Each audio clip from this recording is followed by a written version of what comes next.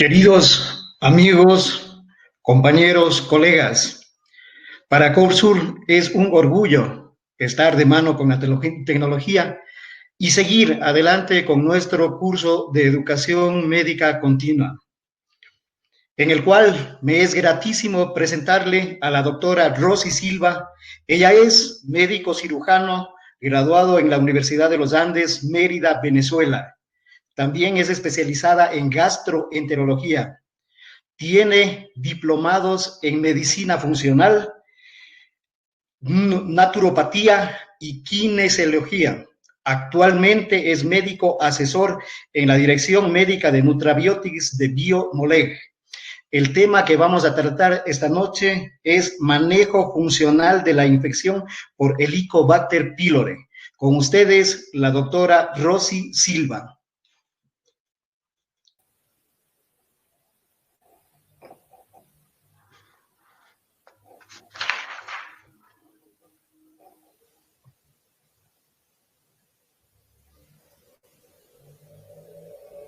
Bien, muy buenas noches a todos. Muchísimas gracias, doctor Eduardo, por esa bienvenida y esa presentación. Y muchísimas gracias a todo el comité organizador de este evento de la CorpSur. Para mí es un inmenso placer acompañarlos, estar con ustedes y poder compartir un poco de este conocimiento tan inspirador como lo es la medicina funcional aplicada al conocimiento tradicional de la medicina y en mi caso de la gastroenterología. Es un orgullo para mí estar de parte de la Dirección Médica de Nutrabiotics Colombia, con nuestros aliados Laboratorios Biomolex Nutrabiotics en Ecuador, y agradezco inmensamente la invitación que nos hicieron para participar en este evento. Para nosotros ha sido un placer estar acá con ustedes. Y el día de hoy vamos a conversar de un tema muy importante, que es el manejo funcional de la infección por Helicobacter pylori. Vamos a contemplar un poco lo que es la infección por Helicobacter pylori, que sabemos que es un problema de salud pública, ¿sí? Ya lo vamos a comentar. Quiero resaltar que durante la presentación, la doctora Joana Rodríguez, director médico de Nutrabiotics Colombia, estará atenta a sus preguntas, tratará de contestar alguna de ellas y las que queden pendientes, pues las contestaremos al final de la conferencia. También les quiero comentar que en la mitad de la conferencia vamos a dar un break, un espacio cortico para que estiren las piernas, vayan al baño y nos sigan acompañando bien atentos. Entonces, vamos a comenzar hablando de que el Helicobacter pylori es una bacteria gram negativa, espiralada, móvil, con múltiples mecanismos de virulencia, que tiene la particularidad de que tiene una distribución mundial, es decir, es cosmopolita. En casi todos los países del mundo hay estudios de seroprevalencia de Helicobacter pylori, eh, y representa un problema de salud pública porque, como sabemos, desde el año 1994 la Organización Mundial de la Salud lo catalogó como un carcinógeno tipo 1, es decir, que está fuertemente asociado con la aparición de cáncer de estómago, y en ese sentido pues se convierte en un problema de salud pública porque, como lo vamos a ver en un momento, existen países como el nuestro, como allá en Ecuador, en donde existe una prevalencia de más del 70%, es decir, que de cada 10 personas, 7 tienen infección por Helicobacter pylori, y considerando que es un carcinógeno, pues debemos tomar muy en cuenta su detección y su manejo precoz. El Helicobacter pylori, como les comentaba, es una bacteria gram negativa, espiralada, flagelada, lo que la hace móvil, que se puede adquirir desde la infancia. De hecho, existen estudios en grupos familiares en donde se logra demostrar que todos los integrantes de un núcleo familiar tienen la infección. Lamentablemente se transmite por vía fecal oral, como se transmite la mayoría de los protozoarios, y eso hace que el control de su transmisión sea muy difícil, es muy difícil de cultivar también, de manera que sus métodos de detección son diferentes a un cultivo como lo podemos hacer con cualquier otro microorganismo, cualquier otra bacteria.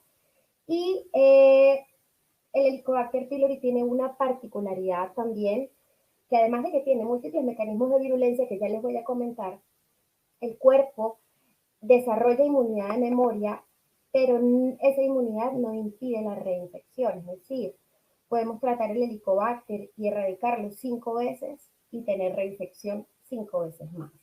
Entonces, en este sentido es muy importante tener en cuenta que mejorar el estado inmunológico de cada paciente se hace fundamental para evitar una reinfección, y el seguimiento que se hace en el tiempo tras una infección también viene a ser fundamental.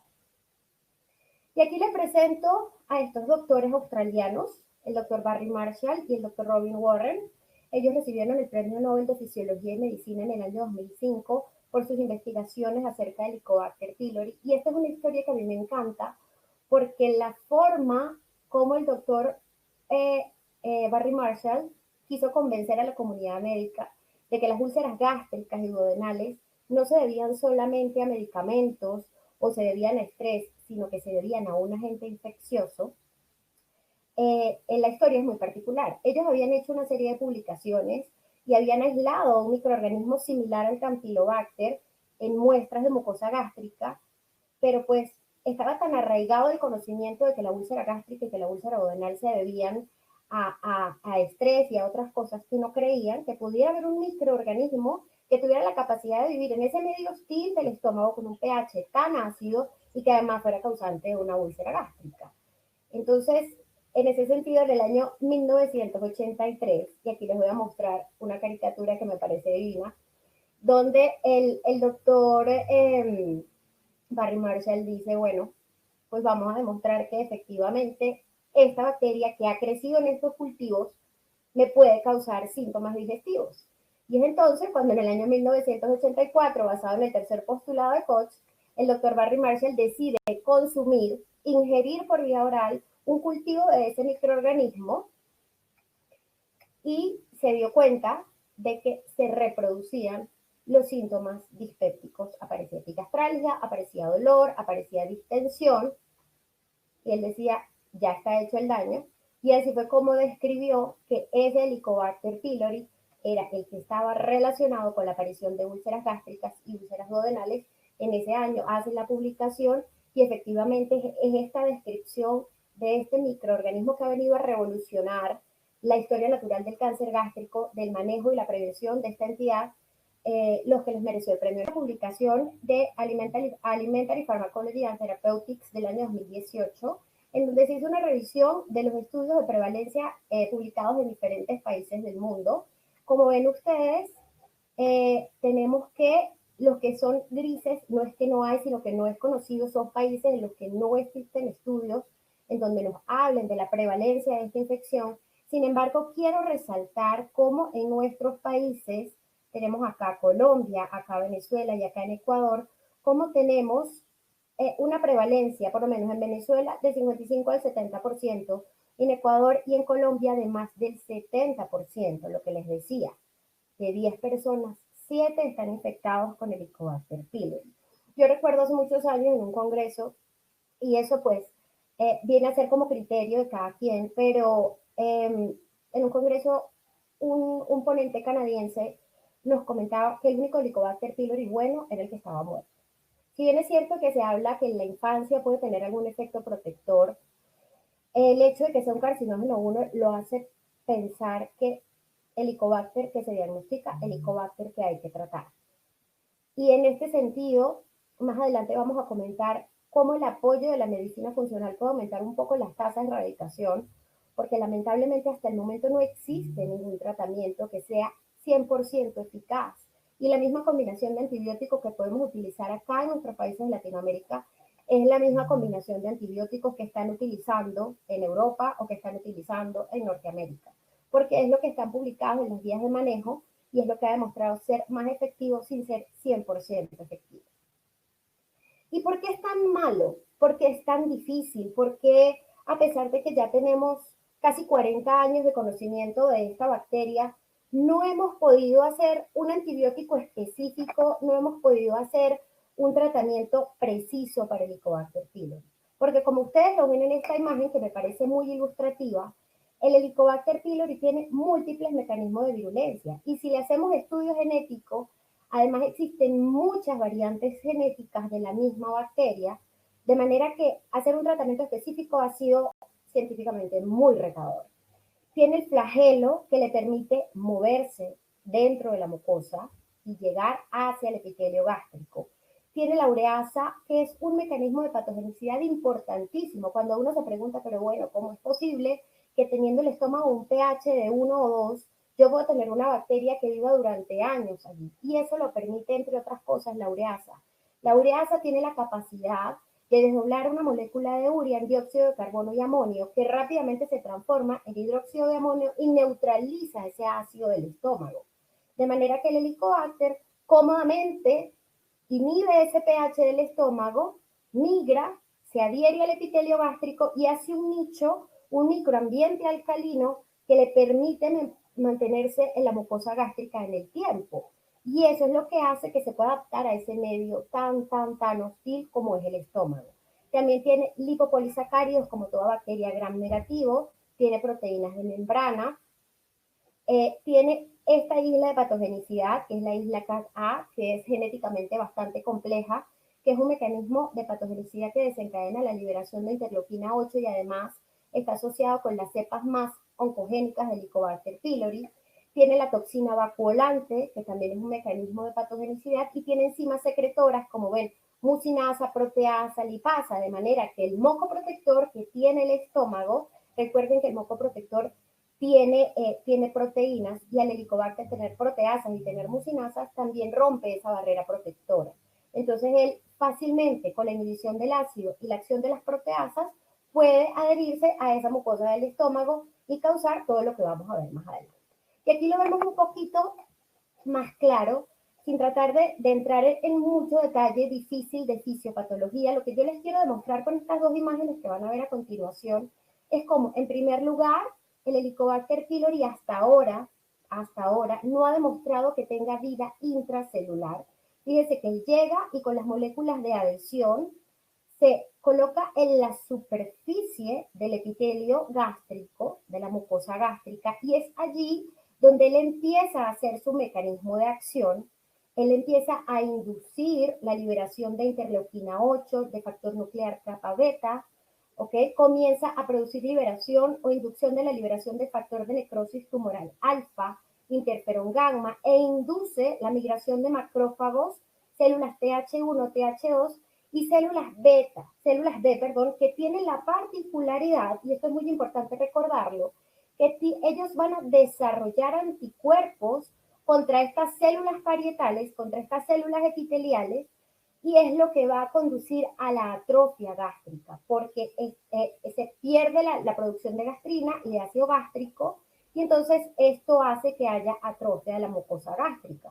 Como ustedes ven, todos estos mediadores inflamatorios se van a ir aumentando, van a ir llegando a esa lámina propia y en algún momento comienzan a pasar a la sangre. Y esto es un conocimiento medianamente nuevo, en donde ya se sabe que esta respuesta inflamatoria generada por el Helicobacter pylori no se queda solamente en el estómago, sino que todas estas citoquinas inflamatorias, todos estos neutrófilos activados van a pasar a la sangre y van a inducir una respuesta inflamatoria sistémica. Y este es el mecanismo fisiopatológico que sustenta que la infección por Helicobacter pylori no se quede solo en el estómago, sino que induzca otras manifestaciones extragástricas que son muy importantes, como lo vamos a ver a continuación. Entonces aquí vemos un resumen, cómo existen diferentes factores de virulencia que son los que facilitan, uno, la colonización, dos, la persistencia en el tiempo y tres, la patogenicidad. Es decir, que esta bacteria tenga la capacidad no solamente de inducir una inflamación local, sino que también tenga la capacidad de ocasionar la transformación de una célula normal, una célula benigna en una célula maligna, o que además pueda tener efectos sistémicos. Entonces, como vemos, es una bacteria que realmente se las trae, ¿no? Entonces, aquí vemos cómo tiene esa citotoxina vacuolante, tiene la isla de patogenicidad CAC-A, tiene múltiples genes, como les decía, existe muchísima variabilidad genética, tiene la ureasa, tiene una proteína promotora de úlcera duodenal, tiene la proteína activadora de neutrófilos, las adhesinas PAP-A y los flagelos. Algo que es muy importante ver y es algo como que uno ha aprendido con la experiencia en el tiempo, es que si bien es cierto que en el estómago las causas de úlcera gástrica claramente no es solo el Helicobacter pylori causa la mayoría, pero pues puede ser AINES, puede ser estrés, puede ser consumo de otros medicamentos, pero cuando uno ve una úlcera gástrica en el duodeno, eso es Helicobacter pylori hasta que no se demuestre lo contrario. Claramente los AINES también lo pueden hacer, pero digamos que es algo que la experiencia nos ha dicho, úlcera duodenal o una duodenitis erosiva, cuando ustedes vean esos reportes de endoscopia en donde digan duodenitis erosiva, piensen en el Helicobacter pylori porque realmente es algo que es muy, muy, muy frecuente. El 99% de las duodenitis erosivas o de las úlceras duodenales obedecen a la presencia del Helicobacter pylori. Y aquí tenemos otro resumen en donde se ven todos los factores de patogenicidad. Fíjense que el Helicobacter siempre está afuera, él no pasa a la lámina propia, sino que son sus componentes, sus mecanismos patogénicos los que inducen esta respuesta inflamatoria tan importante, ¿ok? Aquí hay algo muy importante que son alteraciones en la beta-catenina, que esto tiene que ver con sus mecanismos oncogénicos, ¿sí? Y aquí vemos todo lo que va a causar: proliferación y diferenciación anormal de las células, liberación de citoquinas proinflamatorias, producción de especies reactivas de oxígeno, hipocloridria y gastritis atrófica. Y cuando hablo de hipocloridria, esto es algo muy importante porque más adelante lo vamos a conversar cuando hablemos del enfoque funcional, porque fíjense ustedes que dentro de los esquemas convencionales de tratamiento para el Helicobacter pylori está el inhibidor de la bomba de protones. Y el inhibidor de la bomba de protones va a inducir hipocloridria. Ya el Helicobacter pylori la produce. Entonces, si además vamos a producir más hipocloridria con el inhibidor de la bomba de protones, vamos a tener a la larga más atrofia gástrica y además vamos a tener todas las consecuencias de la hipocloridria que causa en el sistema digestivo, como son insuficiencia enzimática en el páncreas, insuficiencia de la secreción biliar, disbiosis, sobrecrecimiento bacteriano, etc. Entonces esto es algo que quiero que tengan presente porque lo vamos a retomar un poquito más adelante. Y algo que quiero resaltar también es que además de estos mecanismos de patogenicidad que les he comentado, que son los que están mejor descritos, el Helicobacter pylori además ha demostrado que es capaz de formar biofilm. Ustedes recuerdan que el biofilm es esta capa que envuelve a las bacterias, ¿sí? Como una matriz extracelular bacteriana que las protege, que las engloba, ¿sí? Y que constituye un mecanismo de resistencia. Y eso es muy importante porque eso está relacionado con la resistencia a los antimicrobianos y por lo tanto con la falla del tratamiento. Entonces, es muy importante tomar en cuenta que el Helicobacter pylori, esto es una microscopía electrónica láser confocal en donde se ve cómo hay grupos de Helicobacter pylori con biofilm. Y esto se debe tomar en cuenta porque cuando nosotros escojamos un esquema de tratamiento para el Helicobacter pylori, tenemos que tratar de incluir un agente que rompa ese biofilm para así tener la capacidad de que el antibiótico tenga un mayor efecto sobre la bacteria. Aquí les quiero contar entonces cuáles son las consecuencias gástricas. Digamos qué es lo que normalmente vemos o qué es lo que con más frecuencia nosotros vemos en la consulta tanto de gastroenterología como medicina general, medicina interna, medicina familiar. Nosotros vamos a ver cómo es la evolución natural de una infección por Helicobacter pylori. De una mucosa normal, raramente pescamos una infección aguda. Es muy difícil encontrar, como por ejemplo pasa en las intoxicaciones alimentarias, en donde hay una infección por Clostridium o donde hay una Escherichia coli enteropatógena, en donde pescamos al paciente con una gastroenteritis aguda. Eso no pasa generalmente con el Helicobacter pylori. Es muy raro la infección aguda, pasa, o sea, es raro detectarla, pasa, y fíjense que el 100% de los pacientes que adquieren la infección pasan una infección crónica, ¿sí? De esta infección crónica, el 15% va a ser una gastritis antral que eventualmente se va a complicar con una úlcera duodenal. El 80% de estos pacientes va a ser una pangastritis, es decir, una gastritis, una inflamación de todo el estómago, y el 5% va a tener una gastritis o una inflamación de la mucosa que sea predominante del cuerpo o una gastritis atrófica multifocal. ¿Qué es lo que sucede? Que la atrofia ya se considera una condición preneoplásica, ¿sí? Y esta atrofia, en el 40% de los casos, pasa a metaplasia intestinal, que recuerden ustedes es un cambio adaptativo, y es el último cambio adaptativo que es potencialmente reversible, porque después la metaplasia intestinal se transforma en displasia, y esto a su vez se transforma con el tiempo en cáncer gástrico de tipo adenocarcinoma, ¿sí? Entonces vemos que esta es la secuencia gastritis atrófica, metaplasia intestinal, displasia y cáncer de estómago. ¿Qué es lo importante? Y a esto les quiero hacer una invitación. Cuando ustedes reciban biopsias de sus pacientes, lean siempre la descripción microscópica, porque cuando ustedes miren que ya hay gastritis atrófica, cuando ustedes ya miren que hay metaplasia intestinal, es en este momento donde nosotros podemos hacer una intervención que tenga mejores resultados desde el punto de vista pronóstico, porque estas son condiciones preneoplásicas. Y si nosotros hacemos pesquisa y tomamos biopsias y revisamos adecuadamente las biopsias, nosotros vamos a poder detener este proceso. Mientras que si el paciente ya llega con displasia, ya los manejos son diferentes. Nosotros podemos hacer manejo médico de la metaplasia intestinal, pero la displasia, dependiendo de la extensión, ya necesita otros procedimientos como unas resecciones mucosales endoscópicas o disecciones submucosales para poder hacer un tratamiento curativo e impedir la progresión a cáncer de estómago. Algo importante también, el 10% de estos pacientes hará úlcera gástrica. Fíjense ustedes que hay un mayor porcentaje de pacientes que hacen úlceras duodenales más que gástricas. Y algo que quiero resaltar es que de todo esto, el 90% de los pacientes va a estar asintomático. Es decir, el paciente va a tener durante años esa infección por Helicobacter pylori, haciéndole lesión en la mucosa sin que le dé ningún síntoma. Por eso es tan importante hacer los estudios de pesquisa. Y un 1%, porque no vas tanto con que es un factor de riesgo para adenocarcinoma de estómago, un 1% va a ser linfoma MAI, es decir, un linfoma de tejido linfoide asociado a mucosas, que puede ser de bajo grado o de alto grado. Entonces, como ven, esta bacteria tan chiquitica tiene unos factores de virulencia que asociados a factores genéticos y a la respuesta inmune del huésped y a la respuesta de la médula ósea puede desencadenar o bien un linfoma de estómago, o bien una úlcera duodenal, una úlcera gástrica o cáncer de estómago de tipo adenocarcinoma con todas las consecuencias que ya saben. Pero además, como si esto fuera poco, existen múltiples consecuencias extragástricas que se deben a esa respuesta inflamatoria sistémica que induce la colonización del estómago por la bacteria. Y así vemos cómo está relacionado, por ejemplo, con enfermedades neurodegenerativas como la esclerosis múltiple, porque desencadena fenómenos de autoinmunidad y por esa respuesta inflamatoria TH1, TH2. Puede ocasionar periodontitis. Se ha aislado el Helicobacter pylori en la placa dental y es una causa muy frecuente de enfermedad periodontal. Está asociado a enfermedad coronaria, a asma, a hígado graso, a resistencia a la insulina.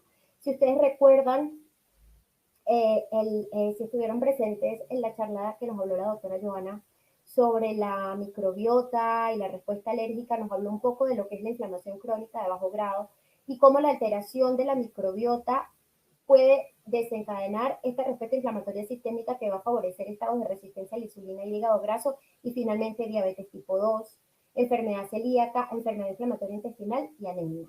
Entonces, como ustedes pueden ver, no es una enfermedad que está limitada al estómago, no es que, no, pero tú tienes Helicobacter pylori, eso todo el mundo lo tiene, no pasa nada. No, es sensibilizarnos acerca del alcance que puede tener esta infección y de la cantidad de problemas que a largo plazo nos puede traer, no solo desde el punto digestivo, sino desde el punto de vista extradigestivo.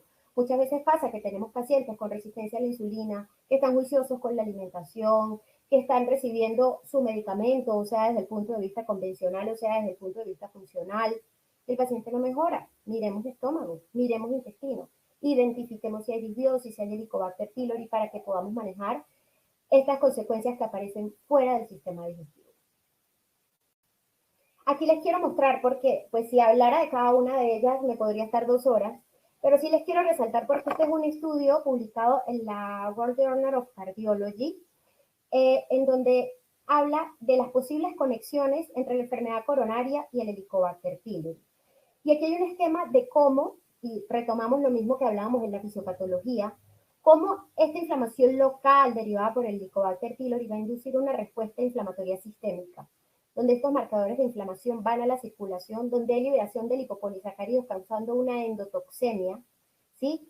Y recuerden que recientemente ya se sabe que la disfunción endotelial es una enfermedad de base inflamatoria. Y es la inestabilidad de la placa teromatosa por ese componente inflamatorio subyacente lo que va a determinar la aparición de una enfermedad coronaria. Entonces, el Helicobacter pylori va a favorecer este estado inflamatorio que induce la disfunción endotelial, ¿sí? Y además Esto, a su vez, cuando hay una alteración del microbioma, o sea, si le combinamos infección por Helicobacter pylori con una disbiosis y alteración del epitelio intestinal y permeabilidad con liberación de antígenos, ambos factores van a condicionar que exista enfermedad arterial coronaria por disfunción endotelial. Y aquí les quiero resaltar cómo en esta revisión de pacientes con enfermedad coronaria se vio, por ejemplo, mayores concentraciones de anticuerpos para Helicobacter pylori en pacientes con enfermedad coronaria versus pacientes que no tenían enfermedad coronaria. Se vio también una asociación positiva entre pacientes que tenían infección por Helicobacter pylori con isla de patogenicidad CAC-A positiva y enfermedad coronaria. También se vio cómo había material genético en las arterias coronarias y en las placas de ateroma en los pacientes con trastornos coronarios. Se había material genético de Helicobacter pylori, cómo había presencia de Helicobacter pylori viable en las placas de ateroma, cómo existe mayor prevalencia de dislipidemia y patrón alterado de lipoproteínas en los pacientes con Helicobacter pylori, cómo habían aumento en la liberación de interleuquina 6, interleuquina 8, factores de necrosis tumoral alfa, plasminógenos y otros factores proinflamatorios en los pacientes con enfermedad coronaria e infección por Helicobacter pylori. De manera que la enfermedad coronaria es quizás uno de los mejores ejemplos y de los que más se ha estudiado que tiene relación con esa respuesta inflamatoria sistémica inducida por la infección por Helicobacter pylori. Entonces, mis queridos doctores, pues a tomarlo muy en cuenta cuando lo detectemos que tenemos que tratarlo y tenemos que limitar todas esas consecuencias. En relación a las manifestaciones clínicas, como les dije, el 90% de los casos son asintomáticos, ¿sí? El 90% no va a manifestar nada. ¿Cuáles son los típicos? Pues este paciente que llega a la consulta, ¿sí? Con síntomas dispépticos, es decir, con alteraciones digestivas, sensación de dolor abdominal, sensación de plenitud postprandial, distensión, inapetencia, halitosis. Ojo con esos pacientes que se quejan de que han tenido halitosis durante mucho tiempo, que ya fueron al odontólogo, que el odontólogo les realizó limpieza, que le arregló la muelita que tenía enferma y todo lo demás, y no mejora, investiguen el Helicobacter pylori, porque es muy posible que esa sea la causa subyacente, ¿sí? Pero como les digo, muy atentos porque no todos los pacientes hacen síntomas, entonces hay que estar pendiente de factores de riesgo, de ver si hacemos endoscopia de tamizaje, de mirar la alimentación, como les dije, es una bacteria que tiene transmisión fecal oral, entonces tomar en cuenta cómo es la alimentación del paciente, cómo es la calidad de las verduras que consume, del agua que toma, para ver si tiene factores de riesgo, hay algún otro miembro de la familia, para poder identificar si efectivamente hay una infección por Helicobacter pylori o no. ¿Y cómo hacemos el diagnóstico? Pues como les comentaba hace un rato, es muy difícil cultivar el Helicobacter pylori porque es microaerofílico, tiene unas condiciones de cultivo que no son tan fáciles, de manera que dentro de los métodos diagnósticos no citamos el cultivo, digamos, hablando desde el punto de vista clínico, desde el punto de vista experimental, sí se puede hacer, pero desde el punto de vista clínico, que es lo que realmente nosotros vamos a utilizar en nuestra práctica diaria, tenemos que existen dos métodos. Los métodos invasivos, que se basan en la endoscopia de vías digestivas altas o endoscopia digestiva superior, que comprenden la histología, es decir, la biopsia con observación directa en el microscopio, la prueba rápida de la ureasa y la biología molecular, que no se usa tan de rutina. Realmente lo que más se usa cuando se toma la biopsia es la histología y la prueba rápida de la ureasa. Y desde el punto de vista no invasivo, tenemos el test de aliento, la serología y los antígenos fecales. En relación a la endoscopia, esto puede ser Helicobacter, esto puede ser esto también, esto también, esto también. Desde el punto de vista endoscópico, esto es una gastritis erosiva. Aquí vemos el antro gástrico con erosiones lineales que van desde el píloro hacia el antro y que llegan casi hasta el cuerpo gástrico. Pero también podemos tener un estómago que, si ustedes lo ven, dicen, pero este no está tan mal. Esto es una gastropatía eritematosa. Si ven ustedes que existen áreas que son más pálidas, estos son áreas de atrofia gástrica probablemente, ¿sí?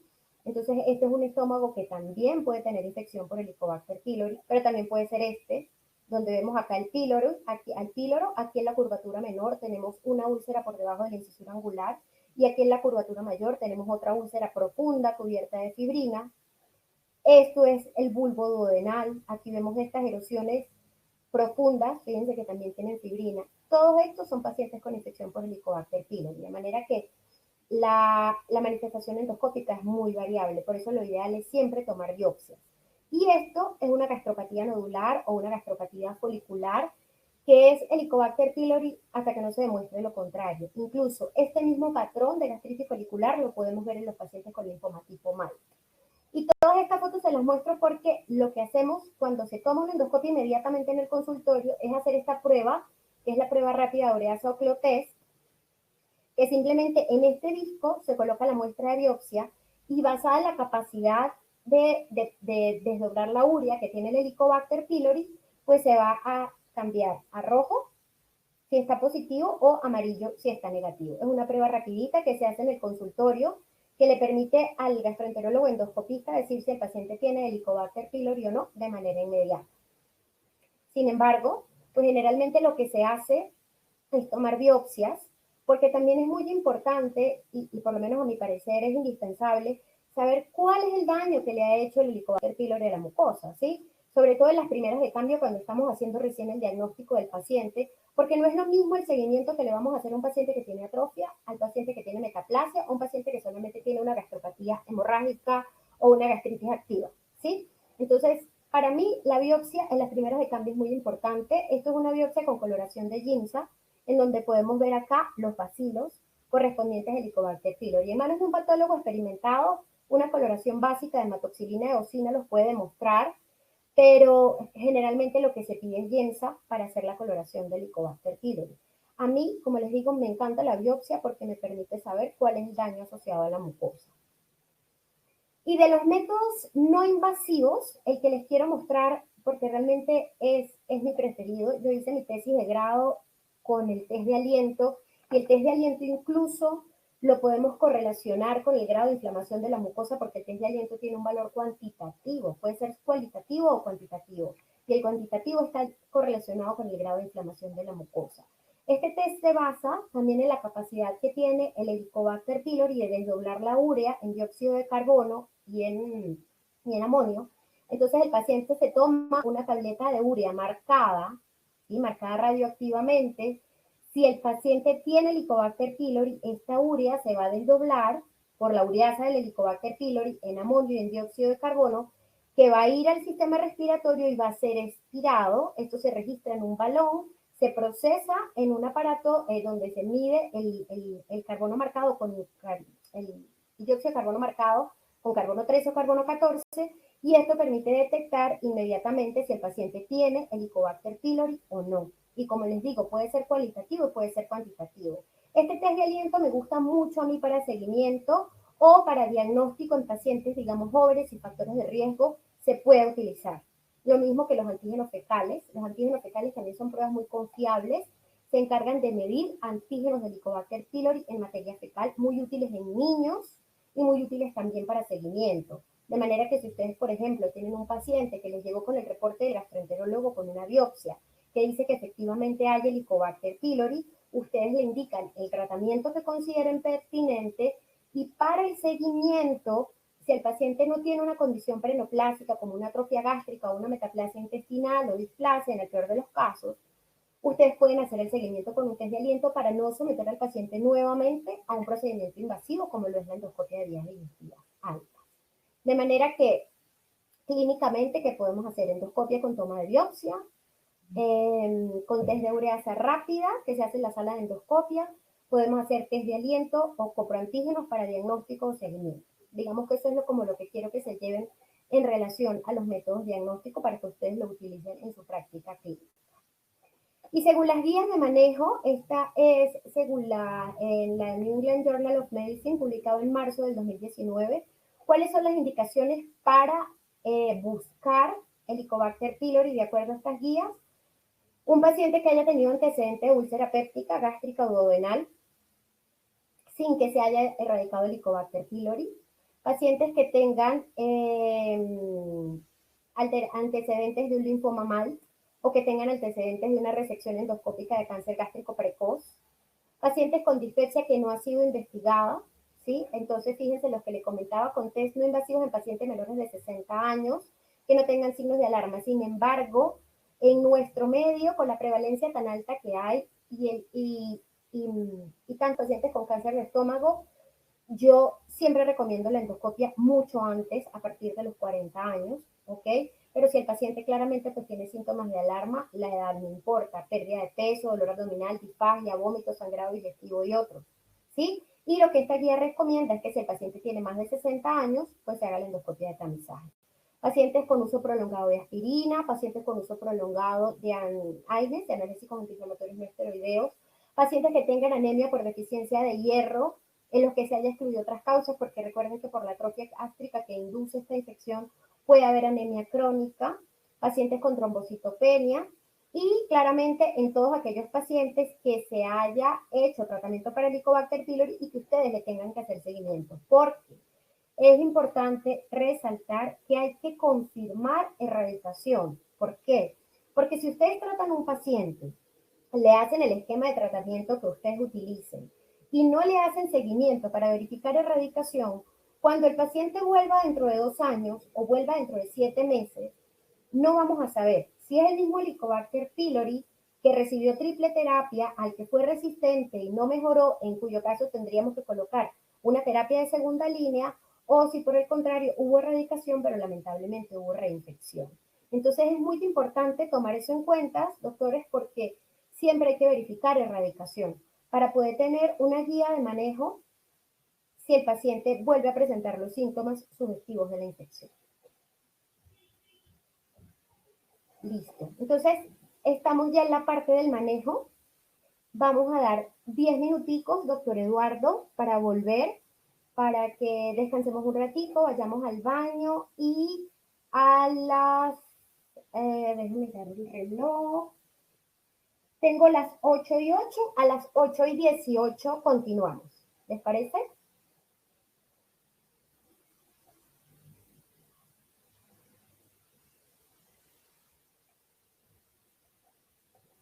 Nos vemos entonces en 10 minutos.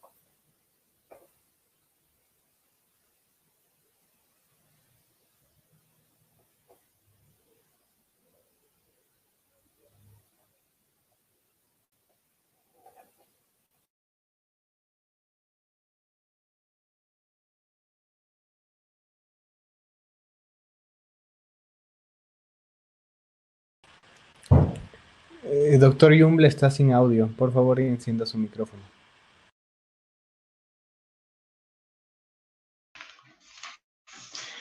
Bueno, en esta primera parte le agradecemos infinitamente a la doctora Rosy Silva por su magnífica conferencia y les hacemos una cordialísima invitación para el día de mañana continuar con el segundo módulo de enfermedades gastrointestinales. Tendremos el reflujo gastroesofágico por el doctor Ramiro Montalvo, la primera conferencia, y luego tendremos otra importantísima conferencia también. Mientras tanto, queremos decirle a la doctora que por favor nos ponga el video que nos iba a poner.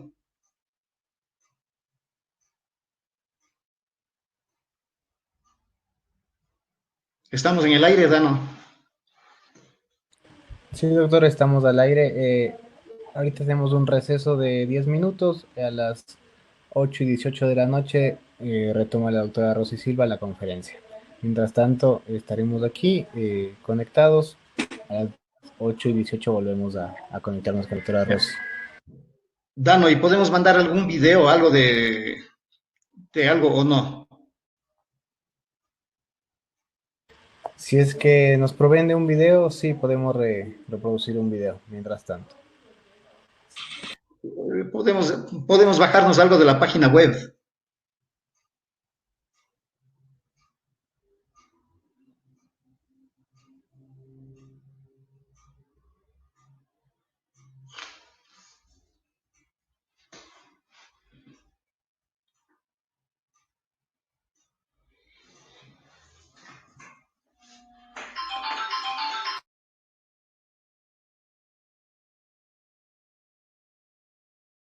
Hable, mi Dano.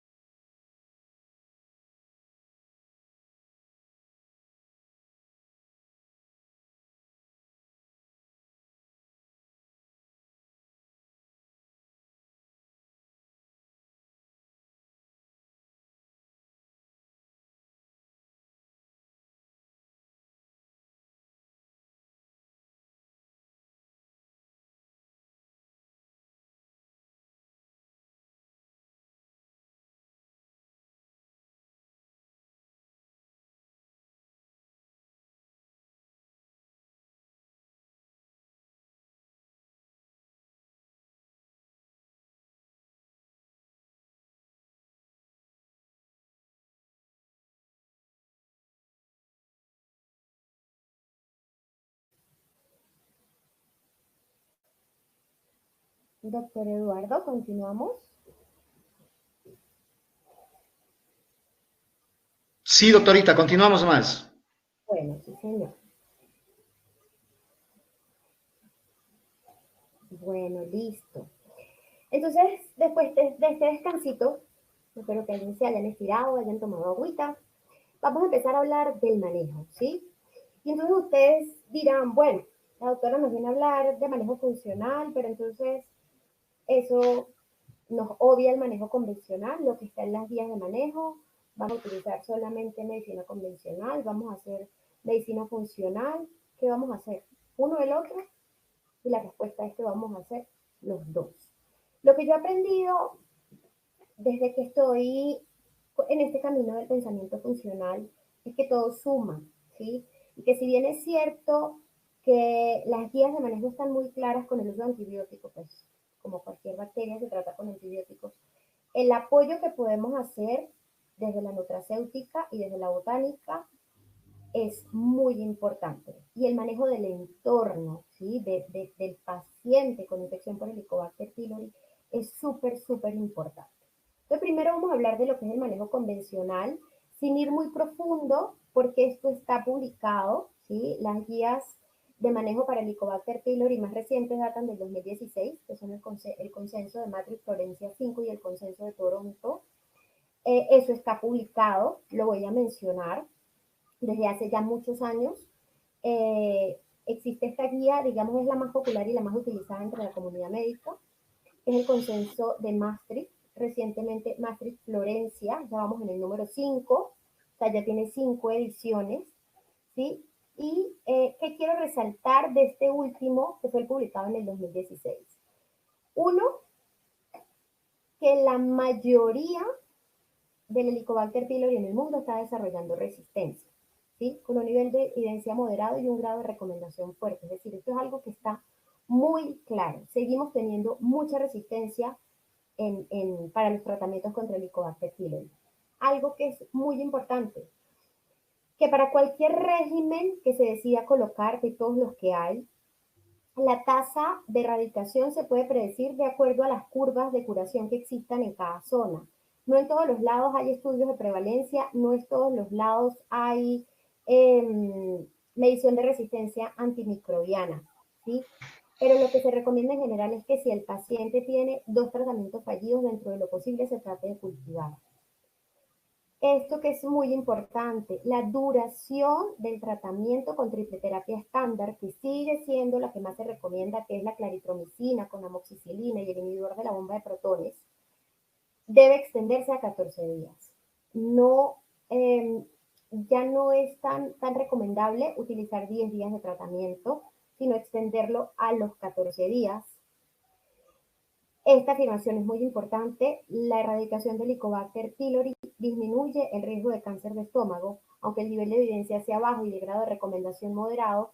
Miren esta siguiente afirmación del consenso de Maastricht que dice que la erradicación del Helicobacter pylori revierte la atrofia gástrica y si la metaplasia intestinal no está presente, y así se disminuye la progresión de lesiones preneoplásicas a lesiones neoplásicas. Y esto tiene un nivel de evidencia 1B y un grado de recomendación A. Es decir, todo paciente con atrofia gástrica o metaplasia intestinal debe tener erradicación del Helicobacter pylori, porque esto va a limitar la progresión de estas 2 lesiones preneoplásicas a displasia o finalmente a adenocarcinoma de estómago. Y esto que es muy importante, que antes no se tomaba en cuenta y que me gusta mucho que ya se tome en cuenta, es que la terapia de erradicación para el Helicobacter pylori va a alterar la microbiota del intestino, llevando a consecuencias a corto plazo. Entonces nos pasa mucho, por ejemplo, que el paciente consulta por epigastralgia, ¿sí? Por los síntomas típicos de tengo gastritis. Identificamos Helicobacter pylori, tratamos Helicobacter pylori y al mes llega el paciente, pero es que ahora estoy enfermo del colon. A mí antes no me pasaba esto, doctora, y es que ese tratamiento me puso peor. Y claro que le puso peor, porque empezó a tener una disbiosis secundaria a la terapia de erradicación. Es por esto que uno debe incluir probióticos con el tratamiento y posterior al tratamiento para limitar las consecuencias del uso de antibióticos, ¿sí? Aparte de eso está el consenso de Toronto, ¿ok? Que es el que maneja el Colegio Americano de Gastroenterología, y básicamente ambos recomiendan esto, ¿sí? existen varios tipos de tratamiento. La triple terapia estándar, que es la terapia con amoxicilina, claritromicina y el inhibidor de la bomba de protones, ¿ok? Durante 14 días. Esto es lo recomendado, no necesariamente lo que uno tiene que hacer con una camisa de fuerza, y ya les voy a explicar por qué. Existen terapias cuádruples en donde se le suma bismuto. El bismuto da muy buenos resultados para el Helicobacter pylori, el famoso Pepto-Bismol, ¿sí? Que han vendido en Estados Unidos durante toda la vida. Aquí lo tenemos disponible como Bisbacter. Podemos utilizar la terapia secuencial. A mí particularmente la terapia secuencial me ayuda mucho, que son 7 días de un grupo de medicamentos y 7 días de otro, ¿ok? Terapias con levofloxacina, terapias con otro tipo de quinolonas. O sea, como ven ustedes, existen muchos esquemas de tratamiento para el Helicobacter pylori, pero fíjense que según el manejo convencional, todos incluyen inhibidores de la bomba de protones, todos sin falta lo incluyen, y lo que varían es el tiempo, la forma de administrarlos y la combinación de los antibióticos. Pero ahora bien, ¿qué hacemos desde el manejo funcional? Desde el manejo funcional, nosotros tratamos de no hacer una receta de cocina. Nosotros en el manejo funcional y en medicina funcional priorizamos la individualidad bioquímica de cada paciente, ¿sí? No es lo mismo tratar a una joven de 19 años que consulta por primera vez por dispepsia, que si hace, sí, efectivamente se hace una endoscopia de vías digestivas altas y le hacen una biopsia con infección por Helicobacter pylori y no tiene nada más, a tratar a una mamá soltera con 2 niños, que además tiene problemas económicos, que además entonces tiene un poco de sobrepeso y hay resistencia a la insulina. El manejo claramente no va a ser igual. Y nosotros siempre, siempre vamos a favorecer en medicina funcional el entorno del paciente, porque para nosotros el manejo de estrés, alimentación, movimiento, hidratación es lo que nos va a garantizar el bienestar. Cuando nosotros vemos la tabla de funciones fisiológicas que manejamos en el funcional, siempre lo primero es la parte emocional. Hay que enfocar mucho en esa parte emocional del paciente, porque esa liberación de neurotransmisores en los pacientes crónicamente estresados causa disbiosis, aumenta los niveles de cortisol y claramente afecta el funcionamiento del aparato digestivo, porque favorece la acción del sistema nervioso simpático sobre el parasimpático y así se disminuyen todas las funciones digestivas. La hidratación fundamental. Un paciente que está crónicamente deshidratado es un paciente que probablemente tiene estreñimiento, y un paciente que tiene estreñimiento tiene disbiosis y tiene acumulación de toxinas. Favorecer el movimiento, la actividad física y claramente la calidad de la alimentación. Somos lo que comemos y no nos cansamos de decir que la comida, el alimento es información. Todo lo que comemos es información para nuestras células. Todo lo que comemos es información para nuestro sistema inmune. Entonces, piensen ustedes, si le dan a un paciente un esquema con antibióticos de marca, con la triple terapia estándar, pero el paciente sigue comiendo McDonald's, el paciente sigue comiendo, tomando gaseosa, sigue tomando licor, el paciente vive estresado. Ese tratamiento, ¿ustedes creen que va a ser igual de efectivo que en un paciente que tenga una alimentación rica en fibra, rica en prebióticos, en probióticos de origen natural? Un paciente que duerma 8 horas diarias, un paciente que se tome 2 litros de agua filtrada al día, que haga ejercicio, que medite. Claramente no va a ser igual. Y esa siempre va a ser nuestra piedra angular del tratamiento. Manejar el entorno del paciente antes de enfocarnos en lo que es el manejo particular para cada disfunción. Luego, entonces, y como les insisto, no nos estamos olvidando del manejo convencional, sino que simplemente vamos a escoger un esquema de tratamiento convencional con el que nos vaya bien o el que se ajuste a cada paciente, pero vamos a soportarlo con botánica, con nutracéutica y con manejo de las condiciones asociadas. Entonces, por ejemplo, este es un estudio que me gusta mucho, es una revisión, ¿sí?, sobre cómo podemos utilizar algunos elementos de la botánica para combatir la resistencia, porque ¿qué es lo que nosotros buscamos? Sinergia, ¿sí? Cuando nosotros adicionamos una mezcla de aceites esenciales, por ejemplo, a una triple terapia estándar, nosotros no vamos a decir que es que la mezcla de aceites esenciales es superior a la amoxicilina o a la claritromicina o a la combinación, sino que van a tener una acción sinérgica.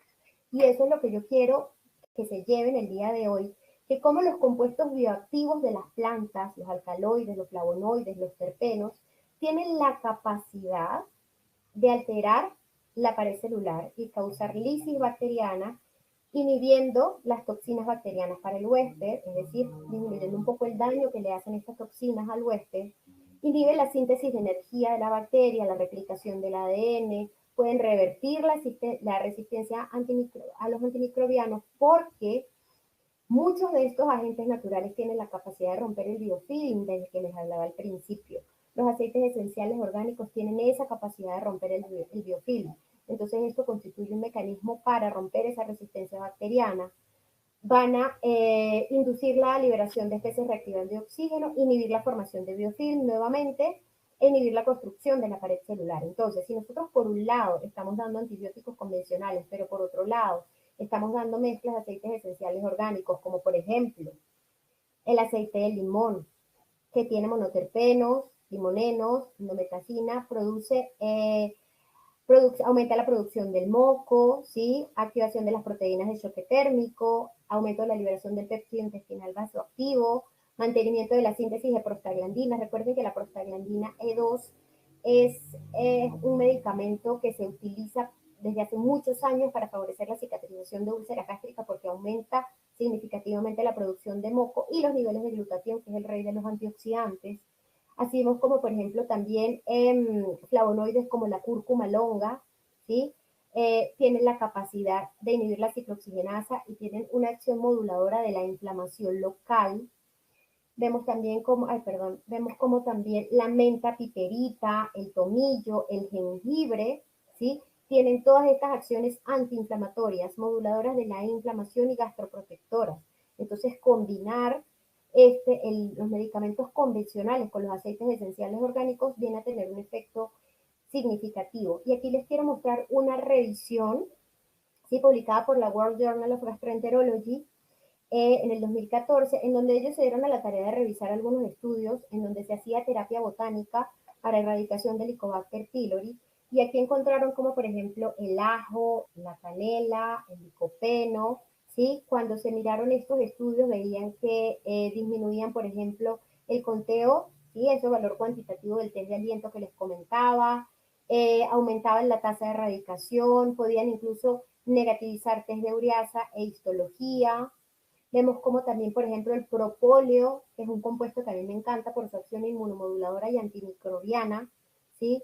En algunos pacientes en un estudio que no era comparado con placebo, pero demostró que había erradicación del Helicobacter pylori, o por ejemplo el Regaliz también puede tener acción sobre la erradicación del Helicobacter pylori. Cuando se comparó con placebo, 56% de los pacientes que recibieron Regaliz tuvieron una tasa de erradicación de 56% comparado con 4% en los pacientes que recibieron placebo.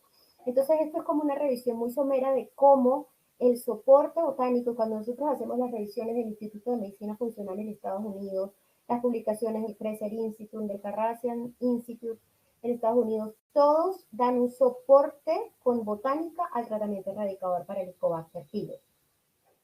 Además, algo muy importante que les quiero mencionar es la utilización de probióticos. Como les decía en un principio, uno, el Helicobacter pylori induce hipocloridria. Y dos, el tratamiento erradicador del Helicobacter pylori claramente pues se lleva también la microbiota, ¿sí? Pues la microbiota son bacterias y estamos dando 14 días de antibióticos. La suplementación con probióticos durante el tratamiento y posterior al tratamiento es fundamental. Este es un estudio en donde se ve el impacto de la suplementación con probióticos en los pacientes que recibieron terapia cuádruple con bismuto y observaron cómo la tasa de erradicación fue mayor en los pacientes que recibieron suplementación con probióticos. Y esta es una revisión recientemente publicada en febrero de este año, en donde se habla de diferentes probióticos, como por ejemplo cepas de lactobacilos, cepas de bifidobacterias, todas aquellas que aumentan la liberación de butirato, también el Saccharomyces boulardii como una levadura. También ayuda mucho a la erradicación del Helicobacter pylori, además de que el uso de probióticos durante el tratamiento puede favorecer la adherencia del paciente al tratamiento. Recuerden ustedes que cuando damos amoxicilina suele pasar que existe diarrea secundaria a los antibióticos y la suplementación con probióticos puede mejorar la adherencia al tratamiento porque mejora estos efectos adversos de los antibióticos.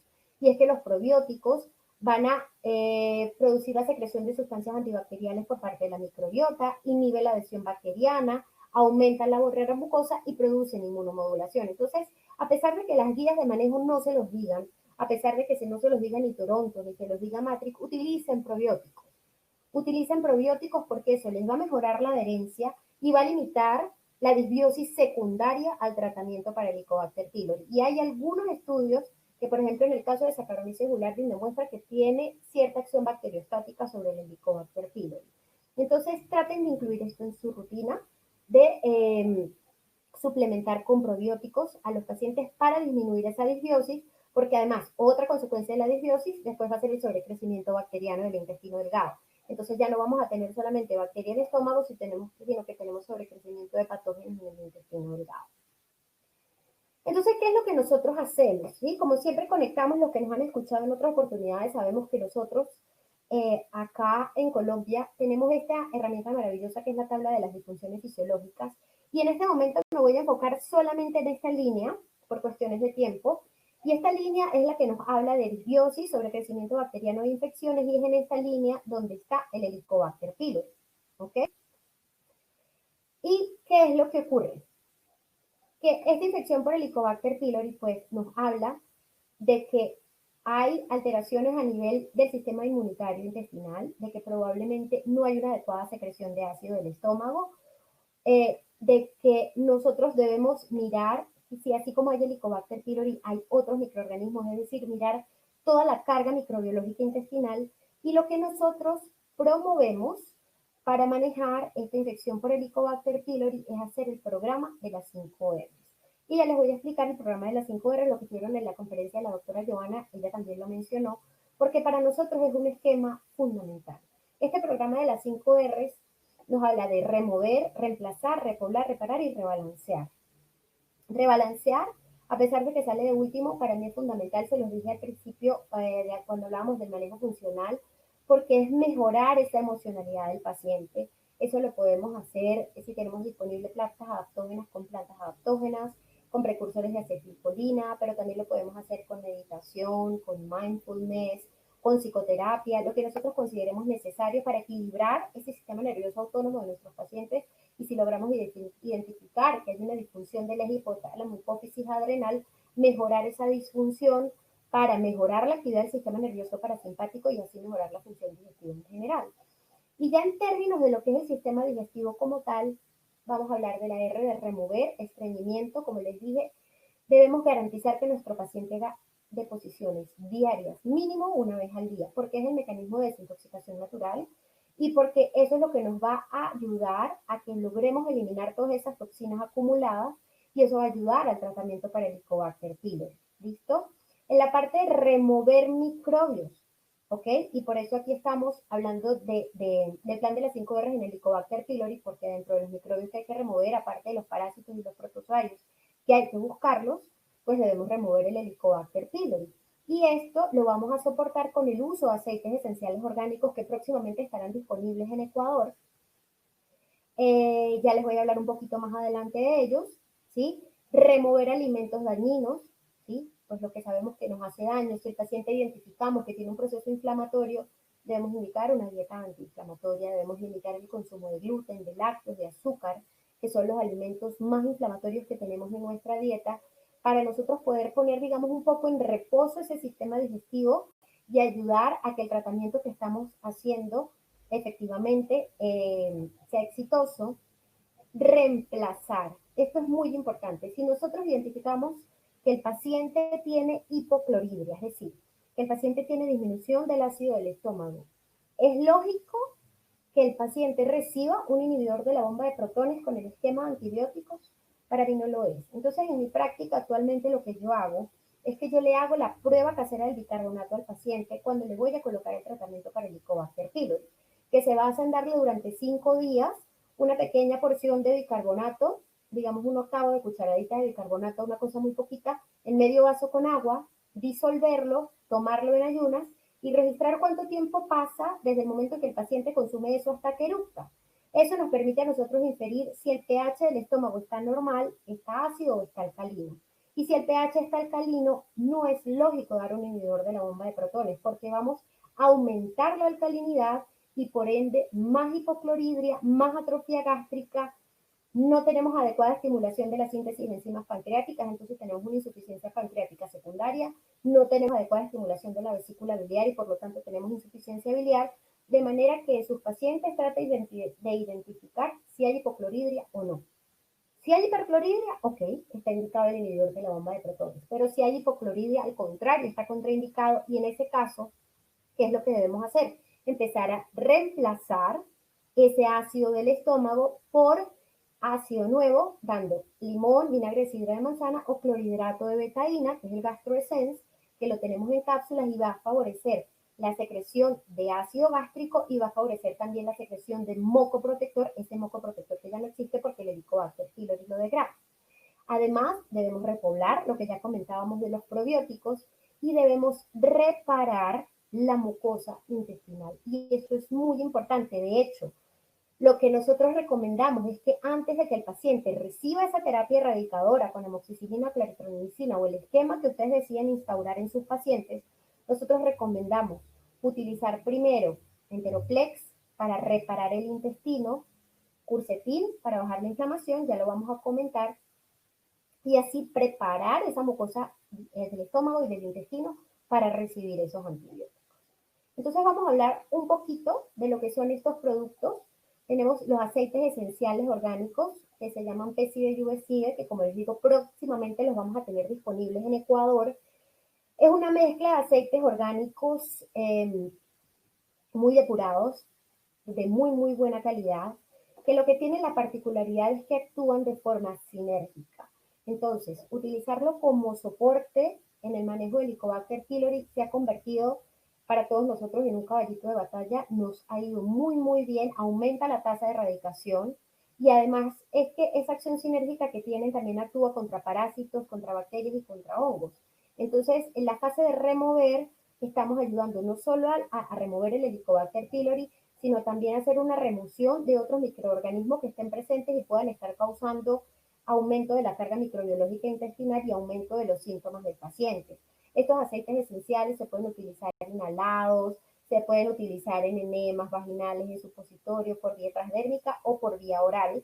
Generalmente por vía oral los recomendamos disueltos o diluidos en aceite de oliva o en aceite de coco o en aceite de ajonjolí para minimizar un poco esa acción irritativa en la mucosa oral, porque como son tan concentrados, ya hay jengibre, hay menta, hay canela, hay clavo, eventualmente pueden ser un poquito fuertes para la mucosa bucal, entonces los recomendamos disueltos, pero verdaderamente son una herramienta maravillosa para hacer sinergia con el tratamiento erradicador estándar.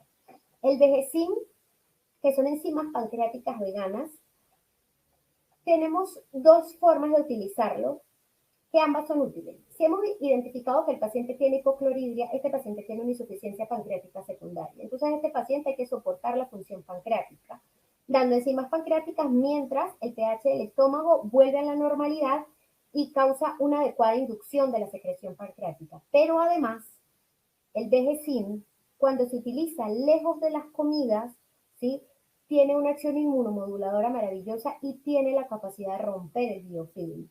Entonces nosotros podemos utilizar el Vegecin como coadyuvante en el manejo erradicador del Helicobacter pylori por la capacidad que tiene para romper el biofilm y así disminuir esa resistencia bacteriana que nosotros podemos encontrar en nuestros pacientes. Existen, como les digo, estas dos formas de utilizarlo. Puede ser una o dos cápsulas 3 veces al día, como lo dice acá, con las comidas para tener un efecto digestivo y lejos de las comidas como antiinflamatorio o inmunomodulador, ¿sí?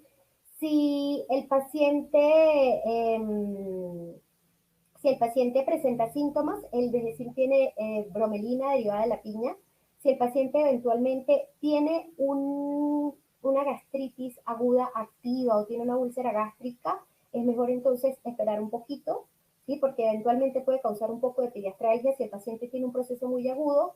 Entonces, en ese caso, preparamos también con el Enteroplex, preparamos con el Cursetin y allí sí saltamos al Vegecin. Pero la acción que tiene como inmunomodulador es muy buena.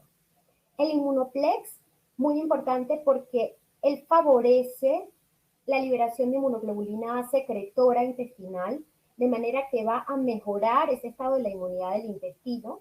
Tiene calostro bovino, arabinogalactano, betaglucano, lactoferrina, vitamina D y zinc, que todos sinérgicamente ayudan a mejorar esa inmunidad intestinal.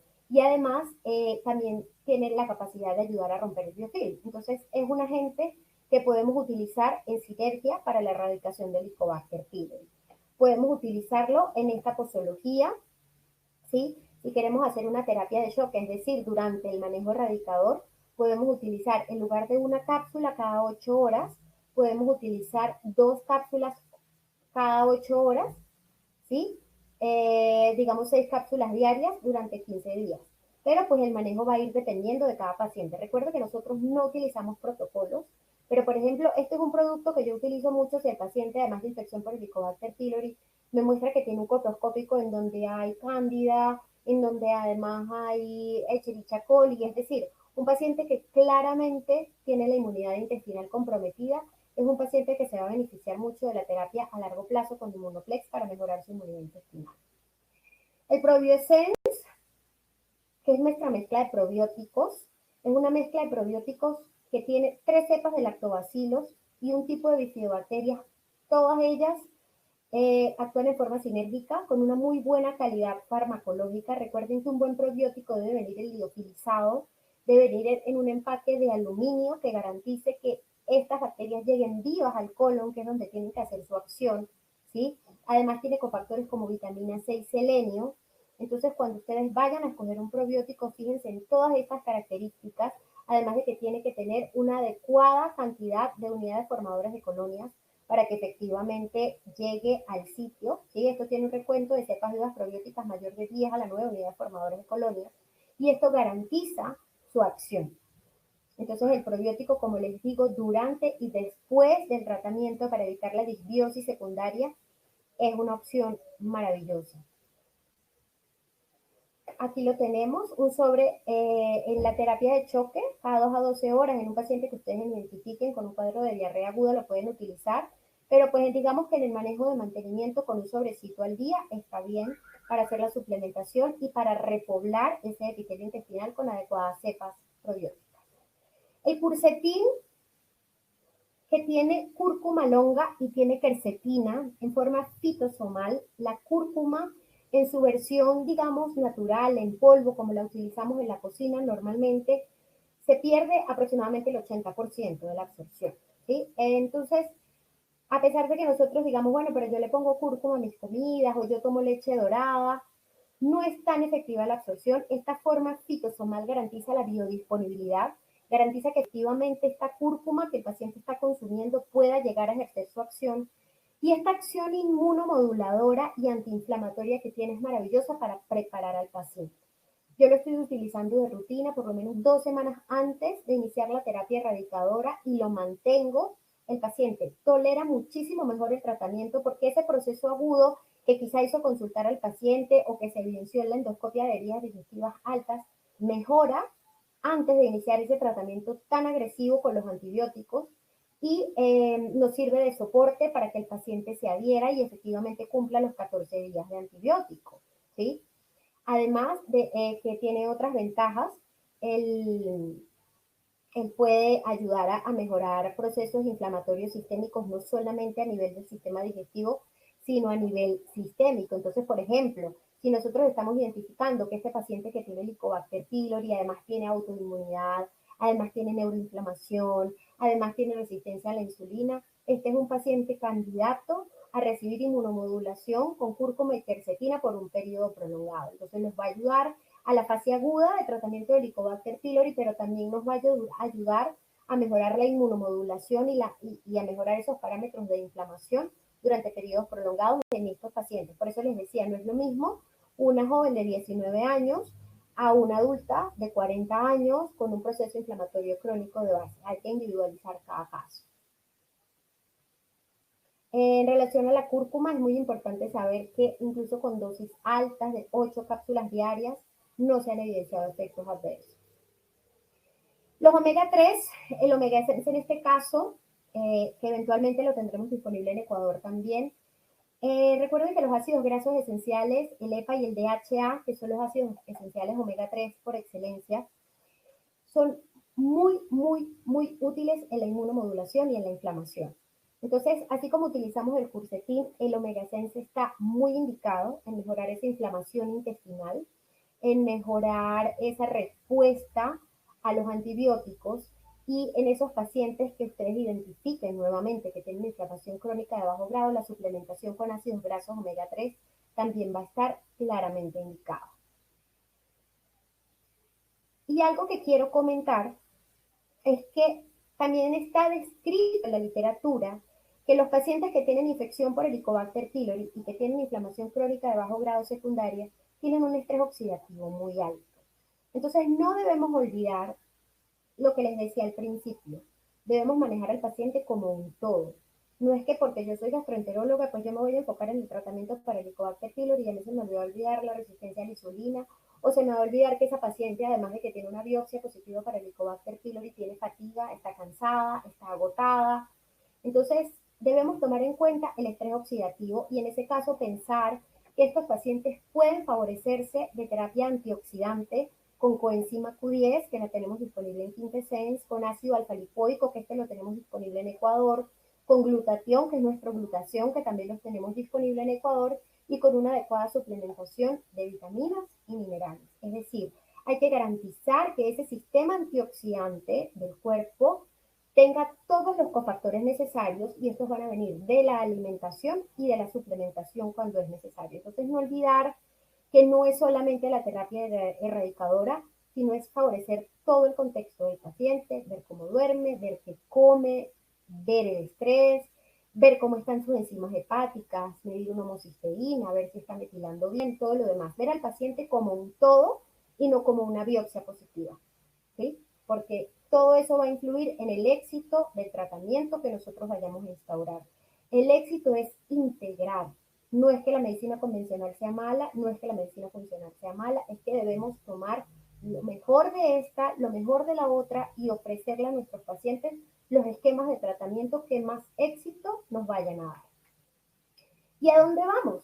Pues claramente con el Helicobacter pylori no todo está dicho, cada día se describen más cosas, cada día se describen más mecanismos de patogenicidad, cada vez se describen más mecanismos de resistencia y realmente las publicaciones nuevas hablan de nuevos blancos terapéuticos como las flavodoxinas, que son agentes de virulencia que tienen no solamente el Helicobacter pylori, sino otros patógenos gástricos e intestinales, que tienen que ver con la síntesis de energía, con el consumo de piruvato en la bacteria.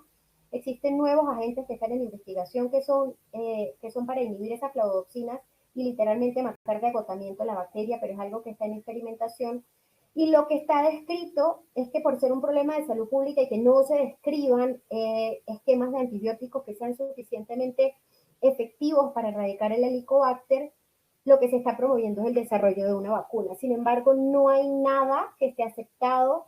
Se han hecho varias pruebas en Asia, en Europa, de vacunas, pero ninguna de ellas está aprobada en este momento. De manera que hasta ahora lo que existe es lo que les estoy comentando, las guías de manejo internacionales y todo lo que podemos hacer desde la medicina funcional. Fíjense ustedes que es mucho lo que podemos hacer. La medicina botánica tiene mucho que aportar. La nutracéutica, preparar el terreno, abonar el terreno en nuestros pacientes, mejorar la calidad de la alimentación, mejorar el entorno, suplementar con probióticos, modular la inflamación, ver que el paciente tenga adecuados niveles de vitamina D, reparar el intestino. Todo va a sumar a que ese esquema, esa triple terapia estándar que nos dice el consenso de Toronto, sea efectiva. Y que cuando nosotros hagamos ese control de erradicación de infección por Helicobacter pylori, sea grata la respuesta, que el paciente venga contento porque nos diga, doctor, doctora, efectivamente ya me curé. Y luego educar al paciente para evitar la reinfección. Porque explicarle que hay que consumir agua de buena calidad, que hay que consumir alimentos de buena calidad, todo lo que sea crudo, comerlo en la casa, bien lavado, evitarlo en la calle, porque puede volver a haber reinfección. Pero tengan muy claro que el paciente debe evaluarse la erradicación y que si el paciente les muestra una endoscopia donde se ve atrofia gástrica, donde se ve metaplasia intestinal, hagan un seguimiento muy estrecho. Y sobre todo en esos pacientes que tienen metaplasia intestinal, el soporte del sistema antioxidante, la suplementación de vitamina C, de glutatión, de coenzima Q10, de vitaminas y minerales, es indispensable, porque es una condición preneoplásica. Entonces nosotros lo que tenemos es que garantizar que haya una adecuada quelación de todos esos radicales libres y de todo ese estrés oxidativo para que esa metaplasia intestinal revierta y tengamos menos riesgo de tener cáncer de estómago. Entonces los dejo con este pensamiento de Hipócrates, donde dice que es más importante saber qué tipo de persona tiene una enfermedad que la enfermedad como tal. Porque vuelve a lo mismo, cada persona es diferente, cada cuerpo es diferente, cada respuesta es diferente y las recetas de cocina no funcionan. Las recetas de cocina las tenemos que dejar en la cocina, pero con cada paciente debemos individualizar, evaluar el contexto, evaluar cómo es todo el entorno y solamente así vamos a aumentar nuestra tasa de éxito, no solo con la erradicación del Helicobacter pylori, sino con el manejo de cualquier disfunción en general. Y muchísimas gracias a todos por su atención y por escucharme durante esta horita. Así que bueno, ahora quedo atenta a sus preguntas. La doctora Joana Rodríguez está conectada, muy atenta ahí en el chat. Joana, buenas noches.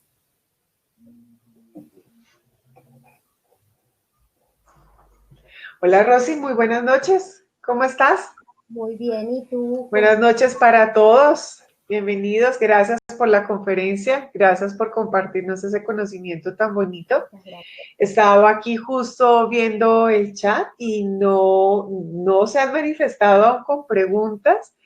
Entonces, bueno, quedamos abiertos a aquellas preguntas que tengan. Agradecer primero a todo el equipo logístico, a los directivos de la Corpsur por esta invitación que nos han hecho y por supuesto a nuestro aliado en Ecuador, Biomolec Pharma, que la verdad pues tenemos la oportunidad de poder participar en estas conferencias tan enriquecedoras para todos nosotros. Entonces, bueno, quedamos a su completa disposición a ver si hay alguna pregunta que tengan con respecto a la conferencia. Doctor, muy buenas noches.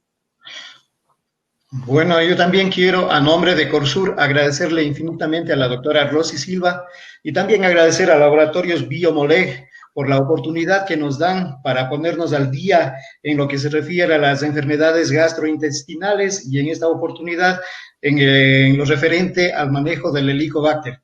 Yo tengo una pregunta para la doctora Rosy. ¿Cuál sería el manejo más indicado dentro del punto de vista de lo económico en un paciente que ha tenido varias recaídas por Helicobacter y a pesar de haber utilizado los mejores fármacos en terapias combinadas? Yo quisiera saber eso porque el punto de vista económico hoy en día es muy importante. El paciente no está tan al alcance de los mejores medicamentos, ¿no? Eso, mi doctora. De acuerdo, doctor Eduardo. En ese caso, si no es posible cultivar, porque realmente es muy difícil, pues es lo que dicen las guías, pero sabemos que lo que dicen las guías muchas veces dista de las realidades que tenemos en nuestros países. Siempre hay que mirar todos los esquemas disponibles, ver qué esquema ha recibido el paciente, porque eso es lo que va a marcar la pauta de cuál vamos a usar. Porque, por ejemplo, si el paciente ya utilizó el tratamiento de primera línea, que es amoxicilina, claritromicina y esomeprazol, el paciente no mejoró. Luego entonces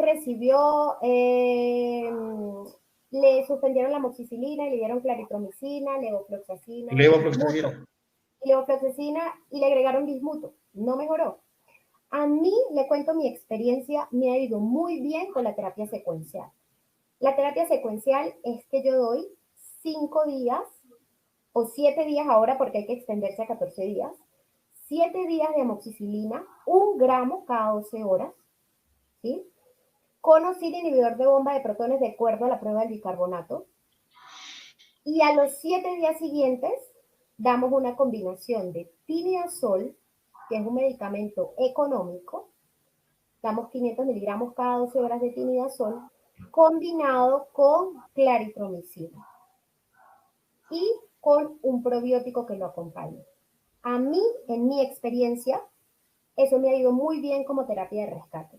Obviamente, hablando muy bien con el paciente, porque pues sabemos que con el tinidazol no se pueden consumir bebidas alcohólicas, que le va a dar el efecto del sabor metálico en la boca. Pero desde el punto de vista estrictamente convencional, es lo que mejores resultados me ha dado. Sin embargo, cuando uno utiliza el manejo convencional y le suma, doctor, los aceites esenciales orgánicos, la tasa de erradicación aumenta significativamente. aumenta significativamente. Y si usted además abona el terreno, ¿sí? Si usted favorece que la mucosa se desinflame antes de colocar el tratamiento, ¿sí? Si usted mejora la alimentación, si el paciente tiene una alimentación antiinflamatoria, que eso es costo efectivo, la tasa de erradicación va a aumentar. Entonces, si usted puede sumar esas cositas que no tienen que ser necesariamente más costosas, al contrario, pueden ser menos costosas, usted va a aumentar la tasa de erradicación. Entonces, tiene que basarse en lo que ya haya recibido el paciente, utilizar este tipo de terapias que, como le digo, si usted me pregunta cuál, a mí me gusta mucho la secuencial para rescate, pero combinando con aceites esenciales orgánicos para aumentar la sinergia antimicrobiana y siempre incluir un agente antibiofílico. Los aceites esenciales lo hacen y las enzimas pancreáticas veganas también le rompen el biofilm, porque eso es algo que le ayuda a disminuir el riesgo de resistencia bacteriana. No sé si respondí a su pregunta. Sí. Gracias, doctora, muy amable. Si es que hay más preguntas del auditorio. Sí, señor. Aquí tenemos varias preguntas. Si me permite de pronto hacer un comentario a lo que ya ha dicho Rosy en cuanto a la parte económica, nada va a ser más representativo en este sentido que adquirir unos buenos hábitos de alimentación y resolver condiciones tan importantes como la hipocloridía, porque la hipocloridía es un ambiente favorable para que podemos matarnos la cabeza haciendo un esquema secuencial, haciendo varias esquemas terapéuticos, pero mientras esté ese contexto, como lo nombraba la doctora Rosy, vamos a estar favoreciendo la reproducción del Helicobacter definitivamente. Entonces, medidas tan sencillas, primero la alimentación, una buena hidratación o tener el consumo de sustancias que nos permitan ayudar a acidificar el pH gástrico, por supuesto, el zumo de limón, el vinagre de manzana, el clorhidrato de betaína, como lo mencionaba Rosy en su conferencia, todo eso yo creo que va a representar mucho tanto en la magnitud del manejo como en la economía de los pacientes. Así es. Bien, dice acá la doctora Nancy Ramos, muchas gracias por su pregunta. ¿Este tipo de tratamiento se puede utilizar en adolescentes? Sí, claramente, sí, señor. La limitante es los aceites esenciales no los podemos utilizar por vía oral en niños, pero en adolescentes se pueden utilizar con toda seguridad, sin ningún problema. Sí se pueden utilizar. Así es. Y a la par dice que, pues, a partir de qué edad se puede utilizar el tratamiento biológico, la doctora Nancy. ¿Biológico o botánico? Yo creo que de pronto, no sé si está integrativo, no sé si era o el manejo Sí, me funcional. imagino, a partir de los 5 años, el uso oral de los aceites esenciales. ¿Sí? Corrígeme, Joana, si no estoy equivocada, a partir de los 5 años. Sí, así Y es. sin embargo, el Cursetin, el Enteroplex, el Inmunoplex, lo podemos utilizar en niños más pequeños sin ningún problema. Y los aceites esenciales lo que hacemos es que cambiamos la vía de administración. No los utilizamos por vía oral, sino que los podemos utilizar inhalados, en un Transdérmico. vaporizador, transdérmico. ¿Sí? Lo que no promovemos es el uso oral, porque son muy concentrados, pero lo podemos hacer por vía inhalatoria. Está demostrado que los aceites esenciales orgánicos, no solo estos, sino todos los aceites esenciales en general, su uso inhalado es muy efectivo.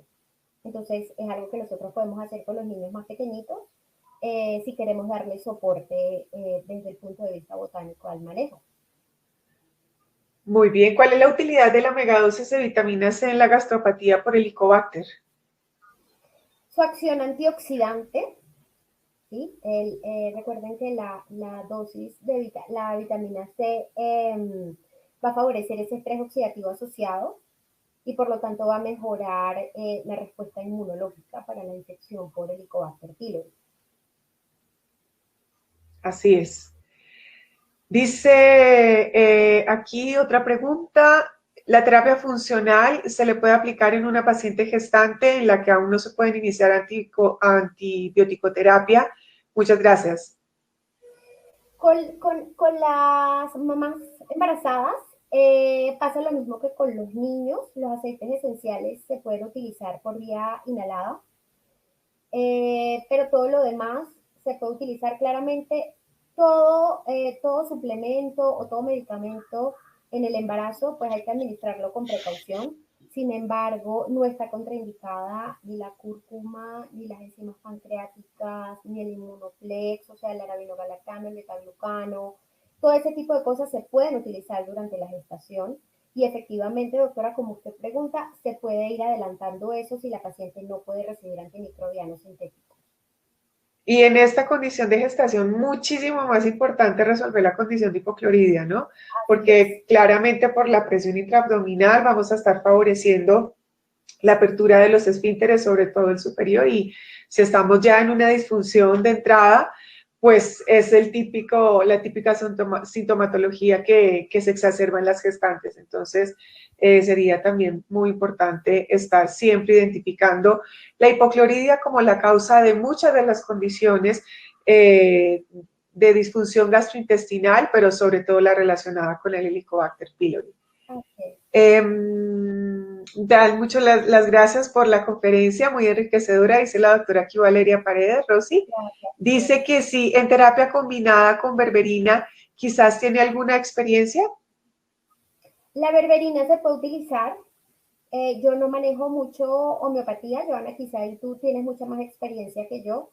Sin embargo, sí he leído reportes con berberina de que tienen cierta utilidad, sobre todo porque mejora también la secreción enzimática.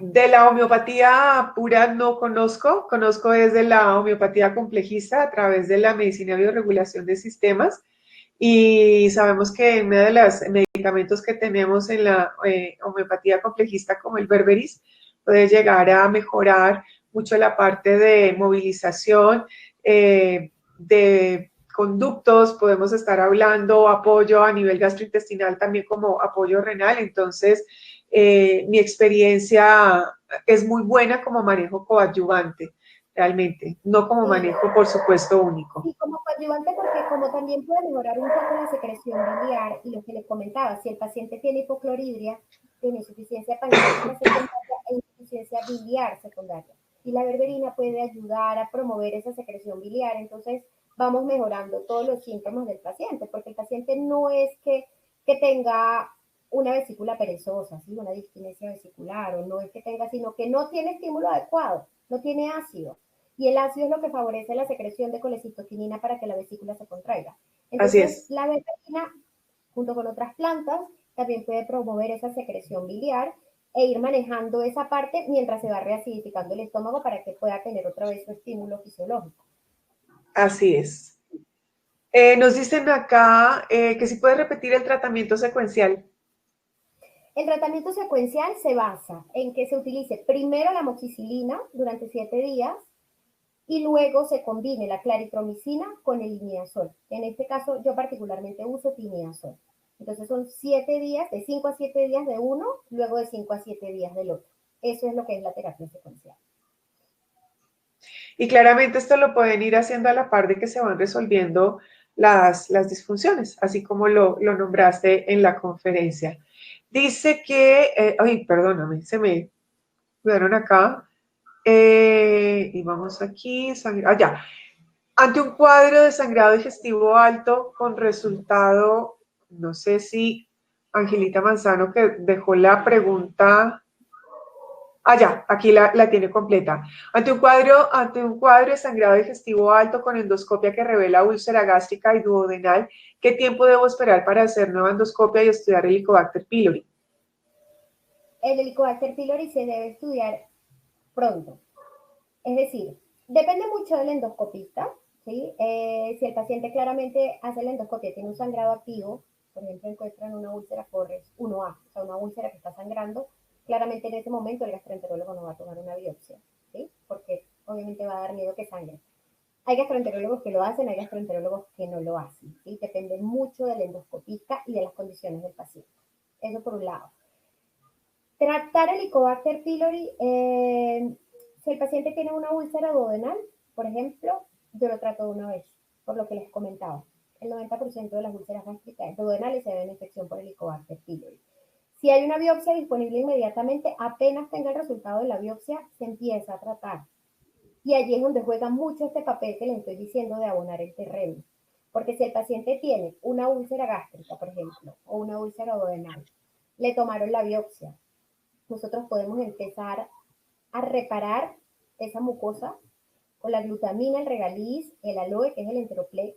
Eso ayuda a cicatrizar muy bien. Ayudamos con el quercetin para mejorar la inflamación.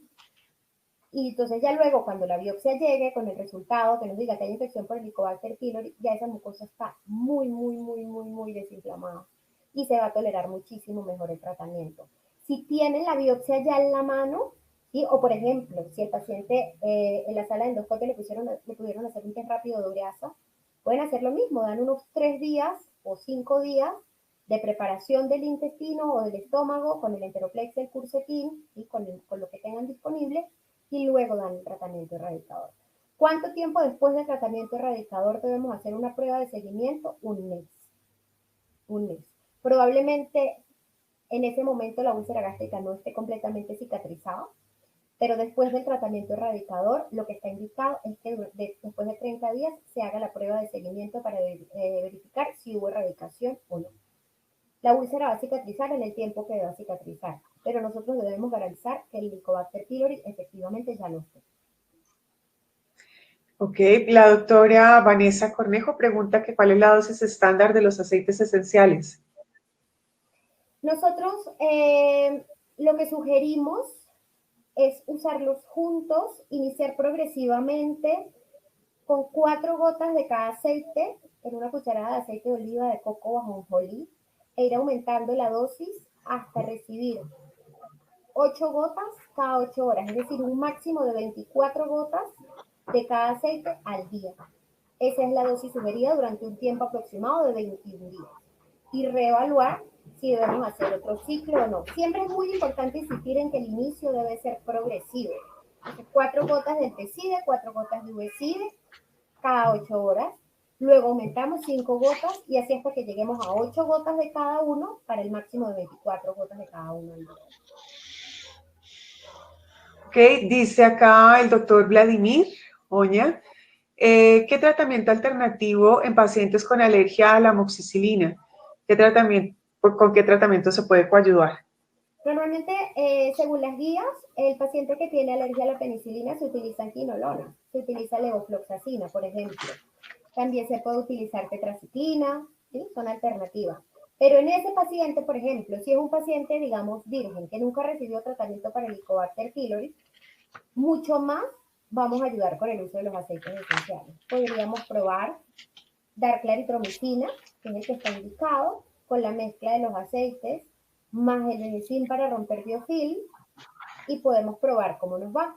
Pero si necesariamente queremos administrar otro antibiótico, las alternativas son las tetraciclinas o las quinolas en los pacientes alérgicos a la penicilina. Ok, y creo que me ha saltado una por acá, que en el manejo del estrés sí se puede adicionar Neurexan o hay alguna otra recomendación. Sí, sí se puede utilizar, claro que sí.